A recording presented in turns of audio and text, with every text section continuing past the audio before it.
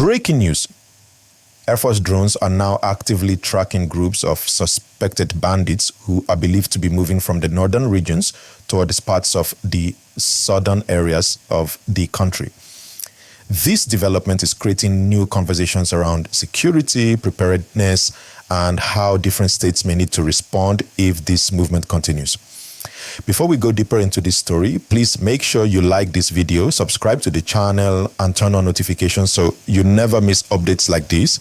If you are watching right now, just do that quickly, like, subscribe, and share this video because more people need to be aware of what is happening. Now, reports coming from recent military surveillance show that drones operating under the Nigerian Air Force have been flying missions that focus on forests, rural zones, and roads that are known as passage points used by armed groups. These drones are equipped with technology that allows real-time monitoring from the air, helping security agencies follow the movement of these groups without direct confrontation. The goal is to gather intelligence, understand their routes, identify possible camps, and prevent them from entering new territories. Again, please don't forget to like this video and subscribe. It helps us grow and keeps you informed. In recent months, security operations in the northern region have increased, especially in states like Borno, Zamfara, Katsina, Kaduna, and Kwara. These areas have witnessed airstrikes and special missions targeting different hideouts. Now, the concern is that some of these groups, instead of staying in locations where the pressure is strong, may attempt to shift toward other areas where they believe there is less resistance. This is raising a lot of questions about how the southern states are preparing, because security challenges that were previously concentrated in one part of the country could spread if not managed aggressively. Many people are asking whether the South has enough capacity to handle this type of threat. While some states have local security groups and community watch systems, the type of weapons and tactics used by organized bandit groups require strong federal support, advanced surveillance, and strong cooperation between communities and government forces. Some states have already started investing in technology, including surveillance aircraft and tracking tools, because they do not want to wait until things escalate. This situation is also causing discussions about how data and intelligence are shared. It is one thing to track movements from the air, but another thing to respond quickly on ground. Security experts have been speaking about the need for better communication between federal forces and state-level security outfits.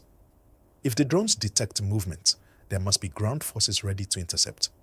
Otherwise, the tracking becomes only observation without action. The movement toward the south, if confirmed on a larger scale, could change the security map of the country. It could affect farming communities, transport routes, rural towns, and even major highways. Many people in southern communities have already been expressing fear about the possibility of bandits relocating, especially in forest areas that stretch across multiple states. Even though not every report is confirmed, the fear is real because once these groups settle in a new area, they can begin operations like kidnapping, raids, and attacks. Now, one major issue people are talking about is technology. Drones are powerful, but they require fuel, operators, intelligence analysts, and communication systems. Monitoring long distances continuously is not easy, and there are costs involved. Some experts believe Nigeria should invest more in satellite-based tracking systems, geospatial technology, and permanent surveillance networks that cover major forest corridors. Others say equipment alone cannot solve the problem. There must be strong collaboration with local residents who understand the land. Another sensitive part of this conversation is the safety of civilians. Drones are useful, but if used for strikes, there is risk of mistakes. Past incidents in Nigeria have shown that wrong intelligence can lead to harm. So many people are calling for careful operations and high accountability to protect innocent lives. The focus should be stopping crime, not endangering communities. Now, something we must talk about is the psychological impact. When news like this spreads, fear can rise even before any attack happens.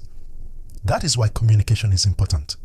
People need clear updates from the government and security agencies, not silence. When officials speak openly and share verified information, citizens know what to prepare for. When information is hidden, rumors grow and that creates panic.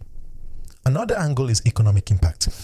If bandit groups move south, farming and transportation might suffer. People may stop traveling freely. Night activities may reduce. Local businesses might experience tension. The cost of security also increases because communities need more protection. Now, let's talk about what everyday people can do.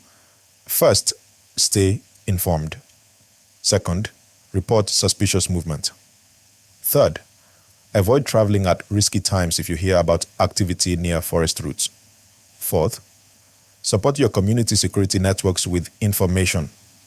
But at the same time, we must not spread false alarms. Information must be verified before being shared. We should also demand that leaders take proactive steps. Security should not be seasonal. It should not start only after attacks happen. If drones have already discovered possible movement, then that is the best time to block routes, tighten patrols, and strengthen borders between states. Prevention is better than reacting when damage has already happened. So as we begin to round up this discussion, one important point to keep in mind is that security issues like this do not just affect government officials or military forces. They affect every community and every ordinary person. When armed groups move from one region to another, the pattern of attacks changes. Travel becomes more risky and people start living with fear.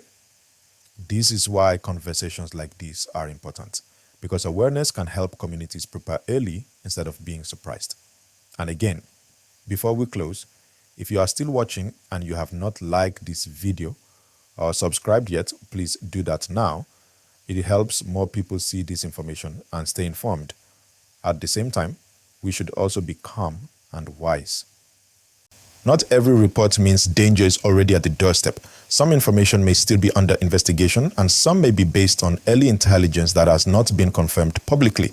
So instead of panic, what we need is preparedness, cooperation, and clear communication.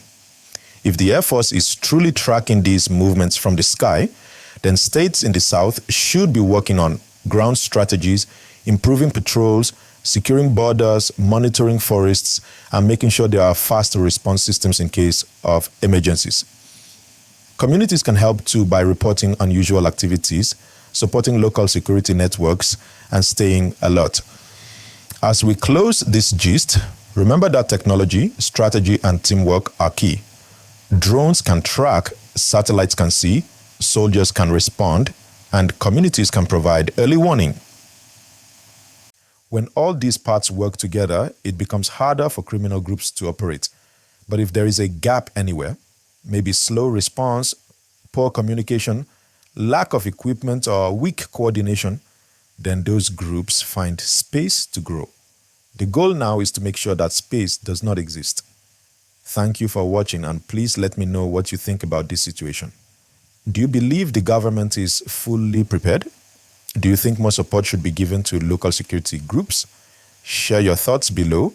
And once again, please like this video, subscribe to the channel, and share this content so more people can stay updated and aware.